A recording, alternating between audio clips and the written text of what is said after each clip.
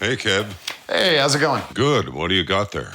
This is the Ibanez RG7-CST. Is that a rare one? Yeah, it also goes by another name. It's the RG7 PB1VV. And they had two different names because in the US market, it was the RG7-CST. In the European market, it had the other name because PB stands for piezo bridge, and then the color is vintage violin, VV. How many of those were made? There were 13 of these made. Wow. Yeah. What kind of special features? Like I said before, this one has a piezo bridge in a floating trem, which was something absolutely revolutionary at the time. Everyone has it now. But we have regular magnetic pickups, and these are DiMarzios, and they are custom made for this guitar. There's no designation or name or anything for them. They're made just for the CST.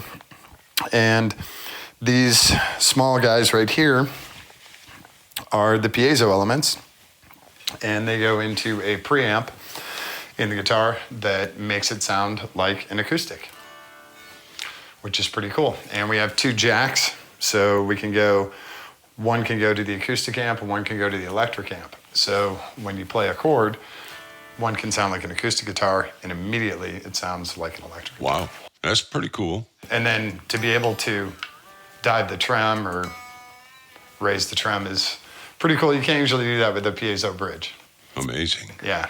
What's your favorite thing about it? This was my second 7-string guitar, and the favorite thing about this was I had gotten very comfortable with 7s. Now it was time to get into versatility. And I was playing at bars and I was playing live a lot, and I wanted the versatility that, you know, the art was great and comfortable and everything, but I wanted to be able to do more and different stuff.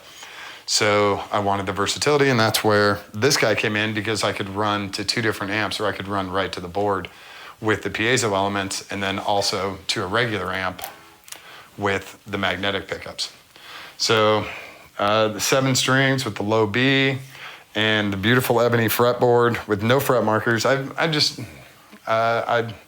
like fret markers, but I prefer a clean look. And then the beautiful flame maple top and vintage violin finish. I loved how this looked, and it's a very, very clean, very nice guitar. It's gorgeous. Any crazy or unique story behind this one? Yeah, this is sort of my first break into the guitar world, into the guitar industry. So I bought this guitar, and it was very expensive, and I wanted to be able to run both piezo and magnetic at the same time. But when I originally bought the guitar, you could run one or the other.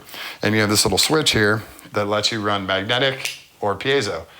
And I thought that was kind of there's a better way to do it. So I got into the electronics, I got into the magnetics, and I worked with both DiMarzio and LR Baggs, who did this system, and talked with Steve Blucher at DiMarzio, who's an absolute mastermind, genius, brilliant guy. And I talked to a guy named Brian at LR Baggs, and we kind of conversed through email and phone calls on how to get this system to work where we could run both at the same time. And eventually I came up with the wiring on how to do that. So now you can run piezo or magnetic, or you can run both. And it's all done through 2 stereo jacks. So depending on the chord that you have and the amps that you're going to, you can now run both at the same time. So it actually sounds like you're playing 2 guitars at the same time. That's amazing. Yeah, and so I sent the wiring diagram to Ibanez, because a lot of people had asked about it. How do I get my guitar to do this? I'd really like to run both at the same time.